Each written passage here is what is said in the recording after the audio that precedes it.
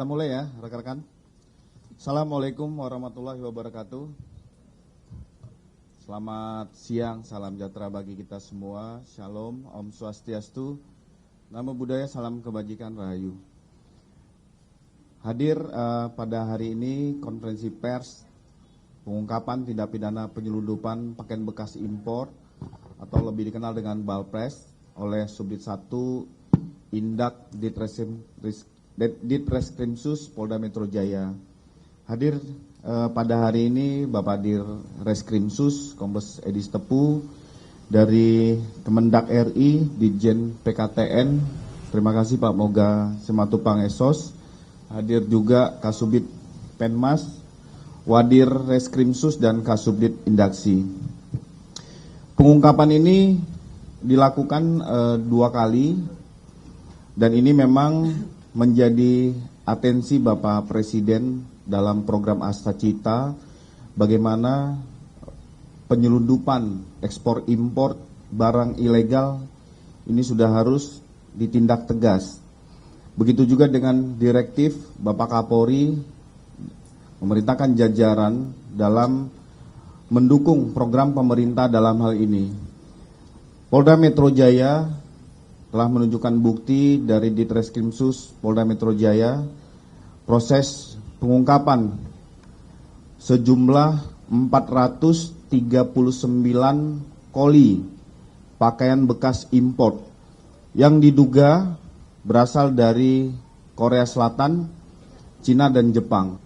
Kalau kita total dari 439 koli itu lebih kurang 4 miliaran rupiah.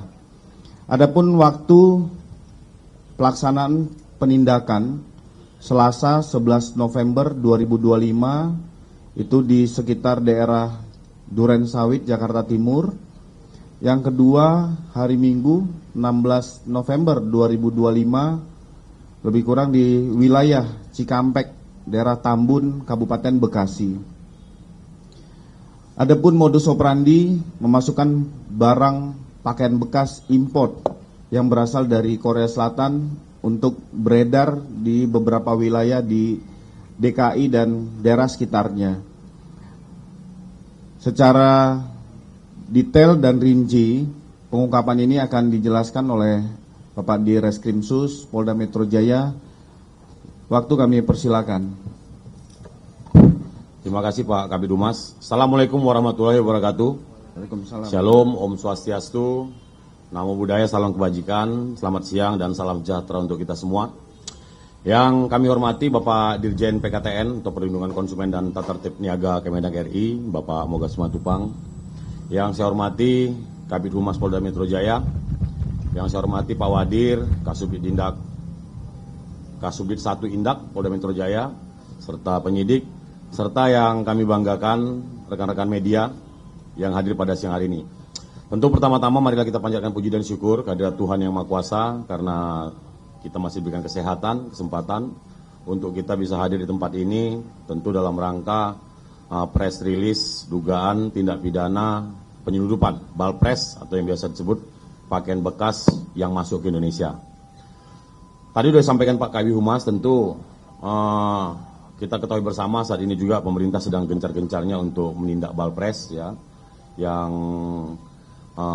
beredar di Indonesia karena ini bisa juga mengganggu UMKM, itu untuk melindungi UMKM dan juga untuk meningkatkan penerimaan atau devisa negara. Dari sisi kesehatan tadi sudah dijelaskan juga bahwa pakaian bekas yang beredar ini tentunya kita tidak tahu bagaimana kebersihannya, kemudian bagaimana proses penjualannya, pengirimannya, masuknya ke Indonesia, dan tentu juga ini bisa menyebabkan penyakit seperti infeksi bakteri, jamur, virus dan lainnya.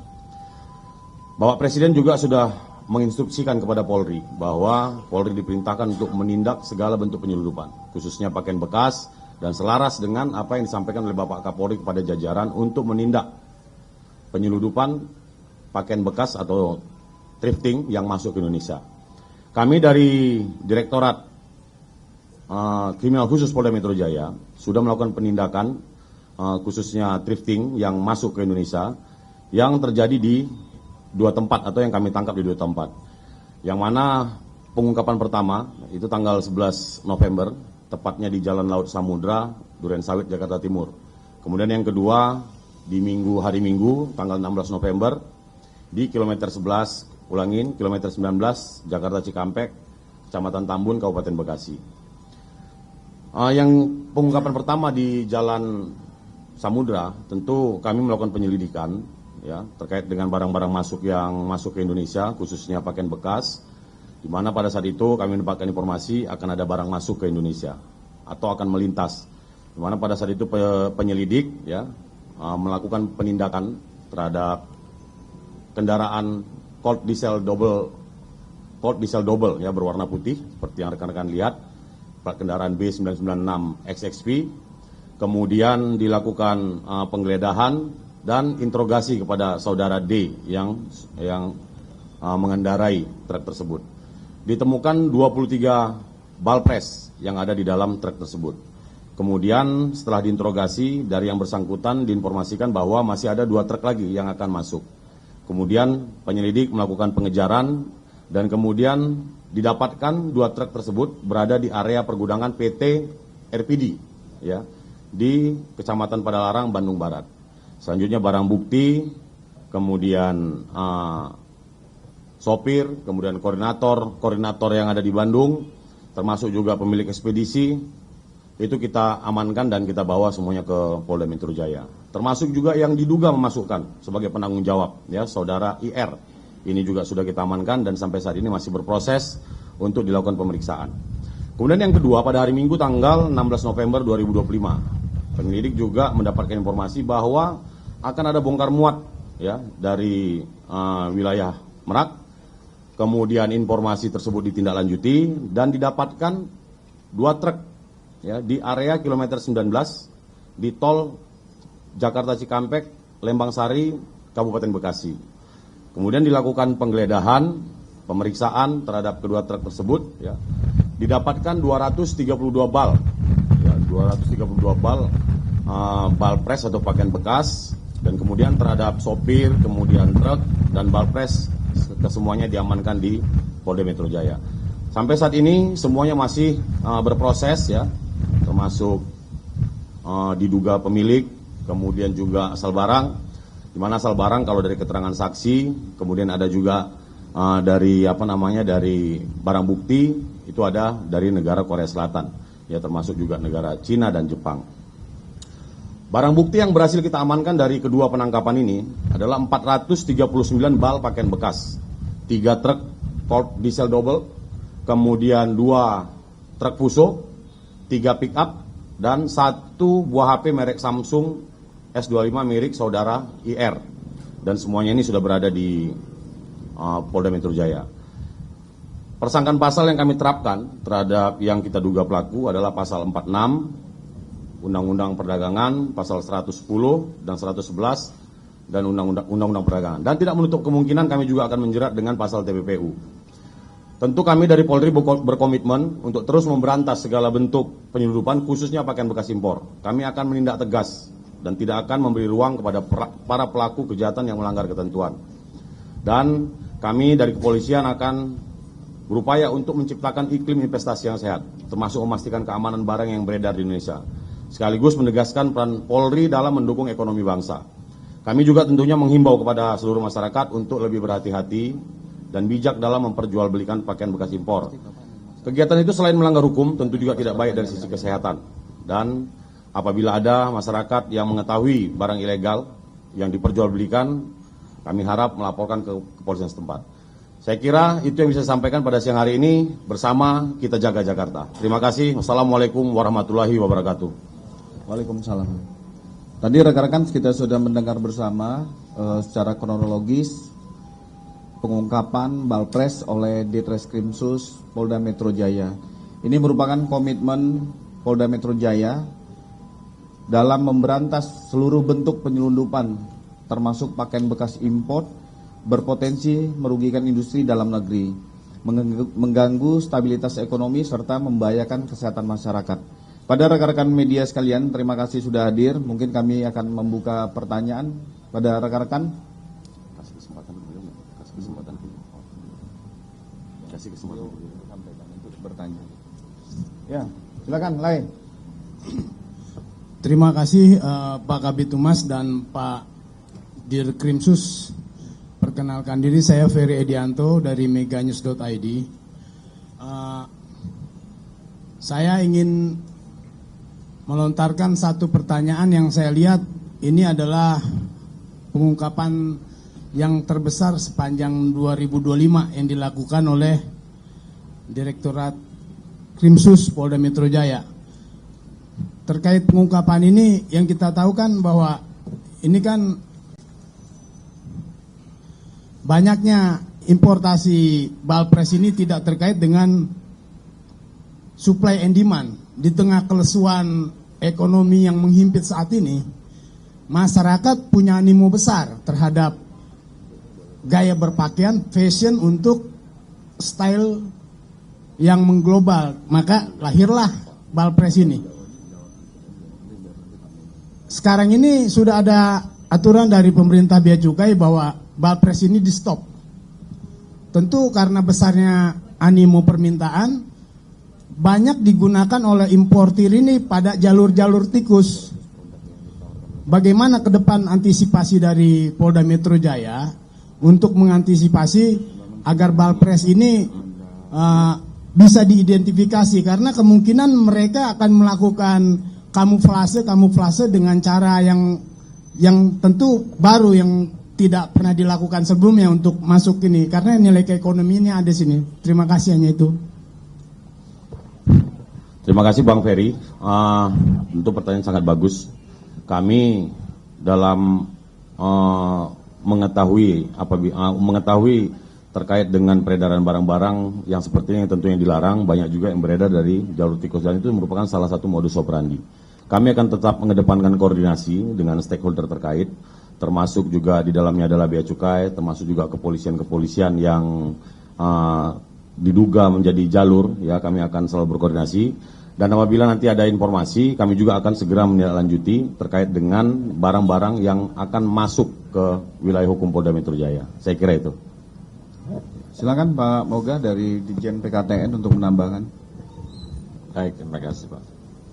Jadi terkait supply dan demand, apa yang ditanyakan Pak Ferry, perlu saya jelaskan di sini bahwa pakaian bekas berdasarkan Peraturan Menteri Perdagangan Nomor 40 Tahun 2022 itu pada lampiran disebutkan merupakan barang yang dilarang. Jadi dalam lampiran Permendak 40 Tahun 2002 itu disebut HS 6309.00.00 barang pakaian bekas dan barang bekas lainnya itu dilarang. Jadi terkait supply dan demand, sebetulnya penjualan pakaian bekas dan barang bekas lainnya itu tidak dilarang. Namun regulasi melarang impor barang bekas atau pakaian bekas. Untuk itu pemerintah sejak beberapa tahun terakhir gencar untuk melakukan pengawasan dan penindakan terhadap impor pakaian bekas. Terima kasih. Ada lagi rekan-rekan yang tengah? Sebelah kiri? Ya. Hani Pak dari Kompas.com, izin tanya, ini kan jumlah yang disita ini kan banyak ya, jadi nanti setelah ini akan dimusnahkan atau dikembalikan atau seperti apa? Ya, tentu nanti kami akan berkoordinasi dengan Kemendak. Ini nanti akan kami musnahkan. Kami akan berkoordinasi dengan JPU untuk penyisian barang bukti. Selebihnya akan kita musnahkan. Ya, silakan Mbak.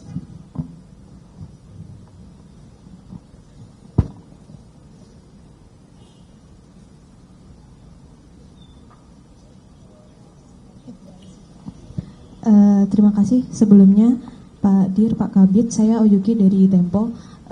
Pak, apakah sudah diketahui ini Balpres ini masuk ke Indonesia lewat jalur apa? Apakah lewat jalur darat atau di jalur laut? Dan bagaimana kok bisa sampai masuk akhirnya ditemukan di Durensawit dan juga di Bandung ya tadi. Lalu tentang terduga pelaku, ingin memastikan saja Pak, itu tadi sudah disebutkan ada beberapa inisial ya, IR dan juga D. Apakah keduanya masuk ke terduga pelaku ataukah ada terduga pelaku lain, dan sejauh ini yang sudah diidentifikasi oleh Direktorat Reserse Kriminal Khusus sudah berapa orang? Dan satu lagi Pak, apakah Balpres ini ada hubungannya dengan pengungkapan penyelundupan Balpres di Tanjung Priok beberapa waktu yang lalu? Kan juga ada press release ya tentang hal itu. Terima kasih Pak. Baik, terima kasih Mbak. Jadi ini masih berproses ya. Kami masih melakukan pendalaman terhadap terduga pelaku yang penanggung jawab barang ya kalau di dalam pemeriksaan untuk asal barang masuknya dari mana. Yang bersangkutan masih masih melempar ke salah satu orang berinisial A yang ada di Surabaya. Tapi kami masih melakukan pendalaman terus terkait dengan jalur masuknya barang ini. Kami sudah melakukan penyitaan terhadap barang bukti handphone. Kami akan mempelajari semuanya. Dan kemudian terkait dengan kaitan yang dengan di Tanjung Priok, kami akan dalami lebih lanjut. Saya kira itu.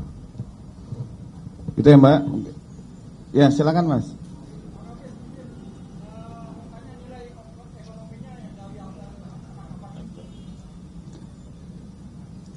Nilai ekonominya Pak Kabid. Oke, tadi sudah kami sampaikan, kami ulangi kembali. Nilai total dari 439 koli ini adalah sekitar 4,2 miliar. Lebih kurang. Ya, terakhir silakan.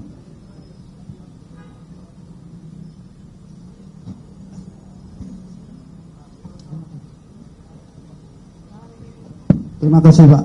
Saya Tommy Pak dari Puskota Online. Pertama-tama saya ucapkan Pak selamat dulu kepada Pak Dir baru dengan keberhasilan ini. Terus kalau kita melihat jumlah barang ini kan cukup banyak, bukan penyelundupan sekilo 2 kilo seperti narkoba. Nah ini berarti ada importir. Yang ingin saya tanyakan bukan lagi di kepolisian karena semua sudah pernah di kepolisian. Ini yang mau tanyakan kepada Bapak yang di sebelah Pak Kabid. Ini perusahaan yang mana yang melakukan importir maksud saya. Terus jika ini ketahuan perusahaan yang importirnya ini, apa tindakan dari pihak perdagangan? Jangan hanya yang ditindak hanya pedagang, perantara, sopir.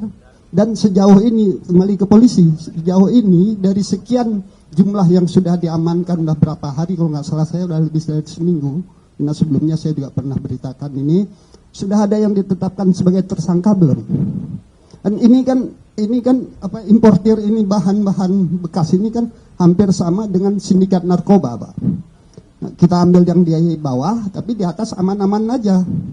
Ini sudah sejauh mana hasil penyelidikan sehingga importir yang harus bertanggung jawab karena orang yang membawa atau yang membeli atau ini tidak mau tahu karena barang sudah masuk dianggap sudah lolos dari pelabuhan berarti kan aman, mereka kan nggak tahu. Nah ini loh Pak yang ingin tolong dijelaskan. Terima kasih. Ya, makasih Pak. Yang kita perlihatkan di sini merupakan pakaian bekas, barang yang dilarang Pak. Jadi kita tidak atur lartasnya. Ini diatur dalam Peraturan Menteri Perdagangan Nomor 40 tahun 2022 dan juga dalam Undang-Undang 7 Pasal 47 itu disebutkan bahwa setiap pelaku usaha wajib mengimpor dalam keadaan baru. Nah, terkait dengan tindakan atau sanksinya itu dalam Undang-Undang 7 itu Pasal 111 disebutkan setiap importir yang mengimpor barang dalam keadaan tidak baru sebagaimana disebut dalam pasal 47 yang saya sebutkan tadi, setiap importir wajib mengimpor dalam keadaan baru dikenakan pidana kurungan penjara 5 tahun atau denda 5 miliar rupiah. Nah, terkait penegakan hukum sudah sejauh mana pelaku usaha atau importir yang diproses hukum, mungkin nanti bisa dijawab sama Polda ya, karena kami selalu koordinasi dengan Polda, terutama Barreskrim, terhadap temuan-temuan yang sudah kita lakukan hasil pengawasan sejak tahun 2023. Terima kasih.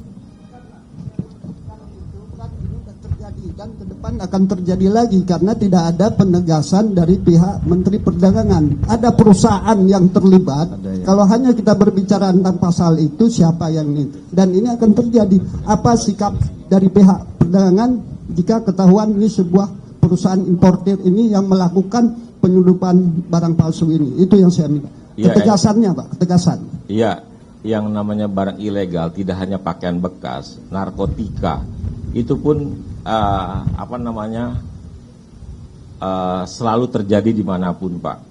Dan caranya pun mereka sudah punya jaringan yang betul-betul profesional. Jadi kita perlu kerjasama semua pihak, baik Bakamla, terus keamanan perbatasan, Airut, Bea Cukai, Polri, untuk mengamankan setiap tindakan ilegal. Itu Pak yang bisa saya tanggapi. Makasih.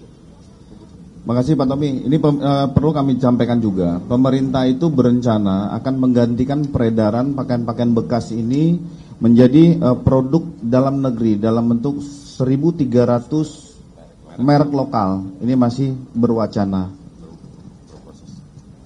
Itu ya, saya rasa rekan-rekan sekalian, terima kasih. Ini juga pelaksanaan konferensi pers ini bermaksud untuk memberikan edukasi kepada masyarakat juga, apabila melihat, mendengar, bisa menghubungi call center Polri 110.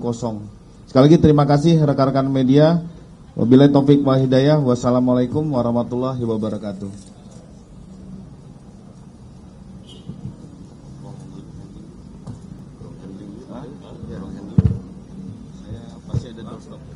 Ada yang lain mau tanyakan?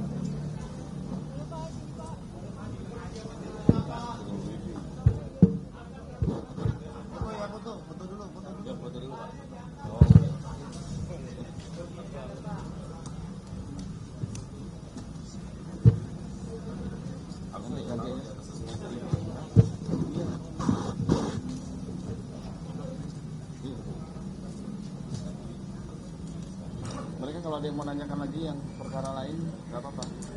Mumpung ini.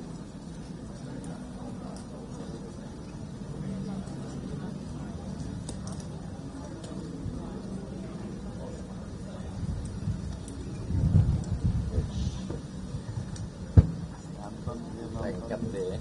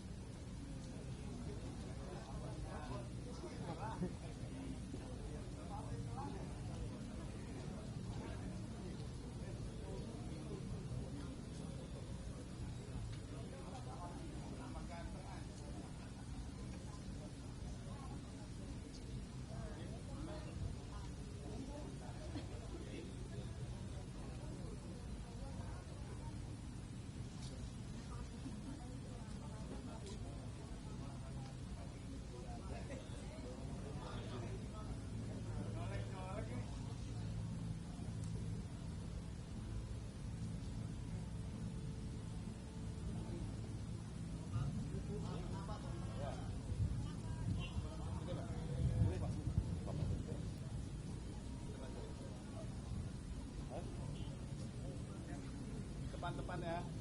Depan.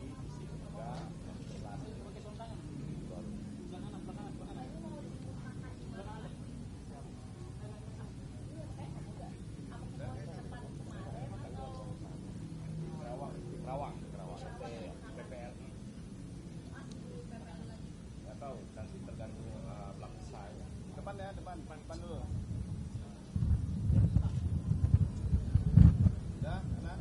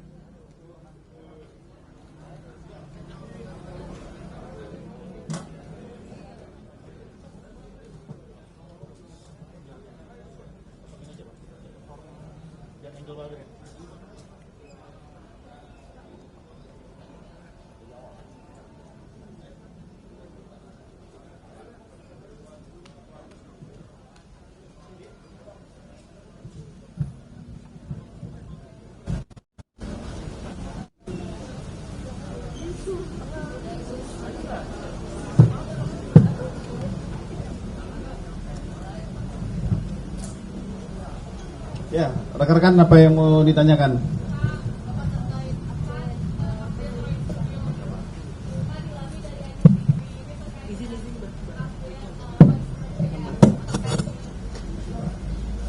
Selamat sore Pak. Salam kenal, saya Dilami Aulia dari iNews TV. Izin untuk update-nya terkait dengan Roy Suryo CS yang telah ditetapkan tersangka.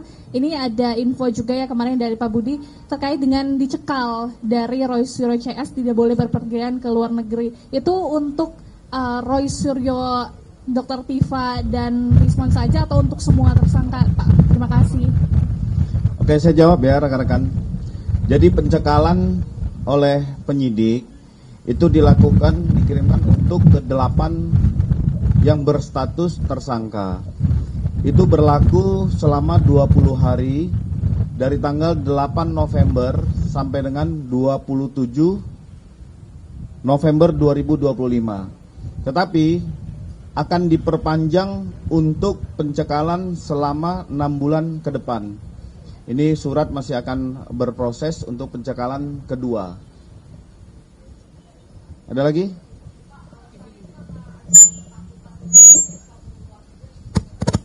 Tidak. Proses pencekalan ini adalah untuk mempermudah proses penyidikan yang dilakukan oleh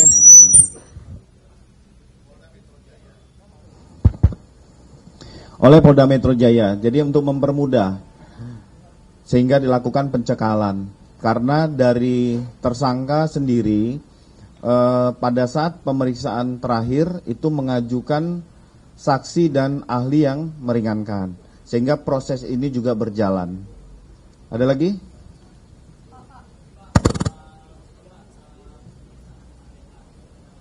Ntar dulu, yang ini dulu, tentang RS dulu. RS dulu, kita selesaikan satu ya.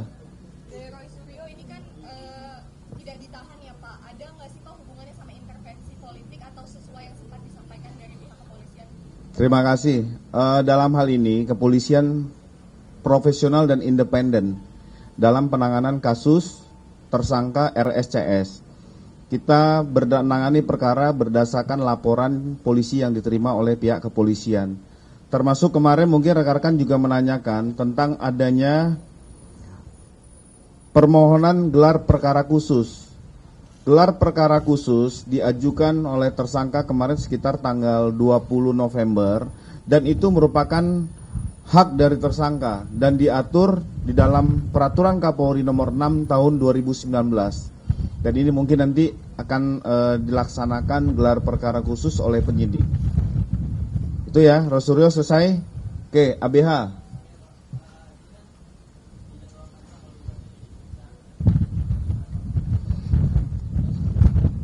Oke, perlu kami sampaikan kondisi ABH sudah beberapa waktu lalu sudah lepas selang untuk makanan, tetapi masih penyidik harus berkoordinasi dengan dokter medis serta dokter psikis yang menangani ABH, karena kita ketahui secara bersama di dalam berita acara pemeriksaan pasal pertama, pertanyaan pertama itu menyatakan bahwa sehat jasmani dan rohani, sehingga penyidik masih menunggu keputusan asesmen dari dokter medis dan dokter psikologis.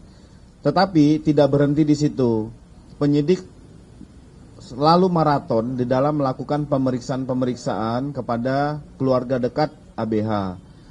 Saksi anak ini adalah mereka-mereka yang menjadi korban pada saat ledakan di SMA 72. Begitu juga penyitaan barang bukti oleh Puslapor, termasuk paku yang menempel di tubuh para korban, ini juga dilakukan penyitaan. Selanjutnya, penyidik juga berkoordinasi dengan HIMSI, Himpunan Psikologi yang ada di wilayah DKI. Penyidik melibatkan KPAI, Bapas, Apsipor, termasuk UPT P3A dan Dinas Sosial di dalam penanganan anak yang berkonflik dengan hukum. Itu ya.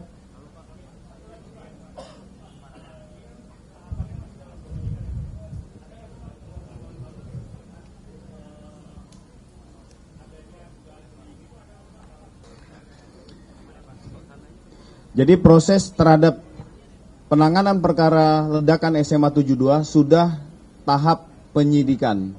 Jadi sudah masuk tahap penyidikan karena sudah memenuhi beberapa alat bukti dari barang bukti yang sudah disita, keterangan para saksi, ada petunjuk, ini sudah tahap penyidikan.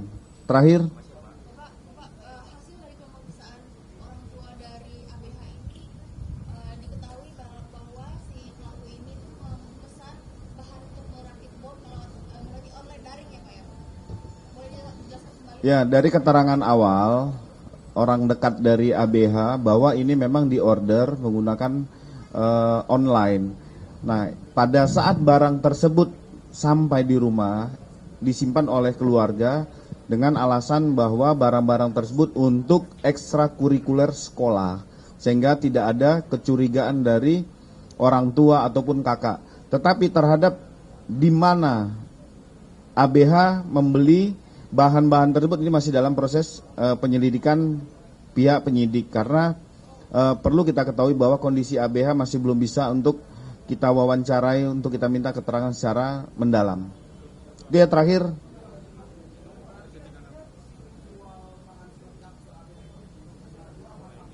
Apa?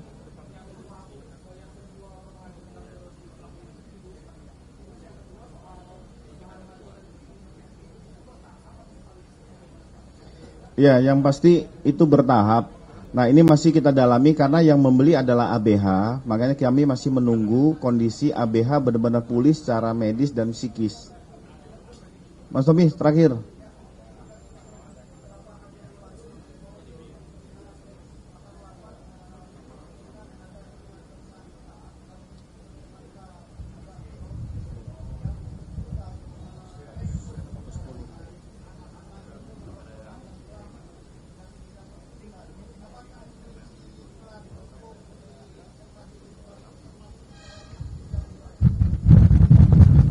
Oke, kami jawab. Pada saat rilis beberapa waktu yang dipimpin oleh Bapak Kapolda Metro Jaya, ditegaskan dari perwakilan Densus 88 bahwa ABH tidak terafiliasi dengan jaringan teror.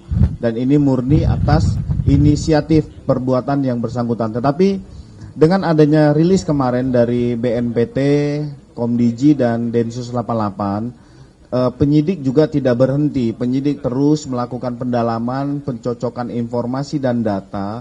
Apakah mungkin menemukan, karena sudah hasil digital forensik juga sudah keluar. Kami masih menunggu untuk analisa itu.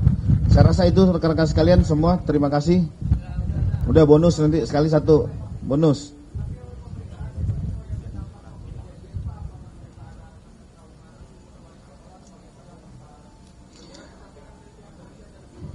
Oke, makanya Polres Metro Jakarta Utara melakukan bersama masyarakat setempat melakukan pembersihan di area TKP, termasuk karpet, bekas darah, berkas ledakan, untuk menghindari adanya trauma bagi para siswa. Nah, termasuk pendampingan psikologis dari Biro SDM Polda Metro dan Mabes Polri ini selalu melekat sampai dengan memang menyatakan secara psikis anak-anak ini sudah tidak mengalami traumatik kembali. Dan kita melihat proses belajar mengajar sudah berjalan sesuai dengan kondisi normal. Lagi terima kasih rekan-rekan sekalian, semoga sehat dan selamat di dalam bertugas.